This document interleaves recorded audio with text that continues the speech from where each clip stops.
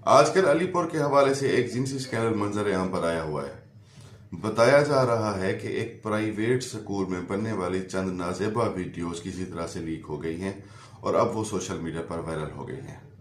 इस हवाले से कानूनी कार्रवाई का भी आगाज कर दिया गया है। FIRs वगैरह भी हो चुकी हैं।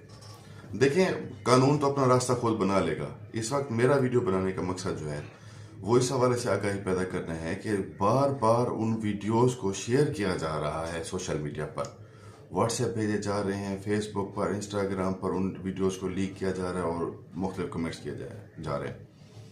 देखिए, ये मामला सामने ही वीडियोस की वजह से आया है और हम उन वीडियोस को लीक करके उन रेप विक्टिम्स के लिए क्या मसाइल पैदा कर रहे हैं। एक खानदान तबाह होता है, सिर्फ उस रेप विक्टिम की जिंदगी नहीं बर्बाद होती, एक पूरा खानदान ब्रेकडाउन का शिकार होता है और ये सारी जिंदगी नहीं उभर सकेंगे इस मामले से। अब अगर इनकी वीडियोस और इनकी शनाख्त बार बार बाहर जाती रही, तशहीर होती रही, तो उनके लिए तो सारी जिंदगी के लिए मसला बन गया।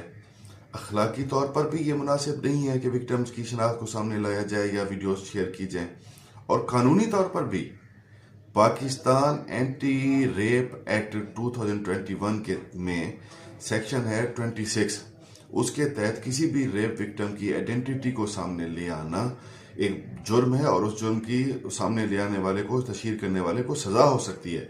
वो सजा 376 के तहत 3 साल तक हो सकती है।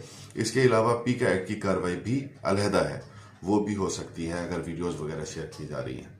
तो इस हवाले से जिम्मेदारी का सबूत दें, रेप विक्टिम्स की शनाख्त को छुपाएं। देखें, पूरी दुनिया इस हवाले से कानून साजी कर चुकी है कि रेप विक्टिम की शनाख्त किसी तौर सामने नहीं आनी चाहिए। सबसे मशहूर केस जो है वो दिल्ली रेप केस है, जो 2012 में आई थिंक हुआ था। आज तक पूरी दुनिया में किसी को ये इल्म नहीं है कि जिस लड़की का रेप हुआ था उसका असल नाम क्या है। आज तक किसी को नहीं पता। यहां तक कि इंडिया वालों ने उसको एक फर्जी नाम दे दिया था। वो केस आज तक निर्भया रेप केस के हवाले से मशहूर है। उस असल नाम आज तक उस बच्ची का किसी को मालूम नहीं हुआ। तो इसी तरह हमें भी जिम्मेदारी का सबूत है।